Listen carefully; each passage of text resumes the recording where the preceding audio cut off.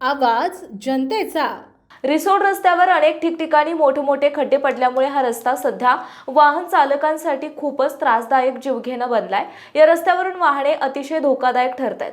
गुळगुळीत असणारा हा रस्ता गेल्या 1-1.5 वर्षांपासून खड्डेमय झाला असून खड्ड्यात वाहने आदळू नये म्हणून वाहन चालक नागमोडी वळणे घेत आहे। वाहने चालवताना यामुळे मोठे अपघात नियंत्रण मिळून छोटे मोठे अपघात नित्याचं झालं आहे। रात्रीच्या वेळेस खड्डे दिसले नाहीत, त्यातच भोकरखेड रस्त्यावर अर्ध्या वडाजवळच्या पुलाची उंची नसल्यामुळे पावसाळ्यात पाणी पुलावरून ओसंडून वाहते। खड्ड्यांमुळे काहीच मेळ बसत नाही। याच रस्त्याने महाविद्यालयीन विद्यार्थी खड्ड्यामुळे त्रस्त आहेत। पायदल चालणे कठीण झाले आहे। नागरिकांनी केली डागडुजी।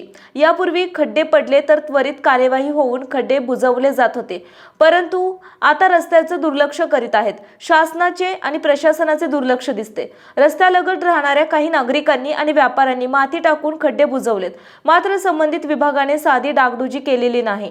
रस्ता करून अर्ध्या पुलाची उंची वाढवावी, रस्ता दुरुस्ती करून पुलांची उंची वाढवावी आणि कठडे बसवावे।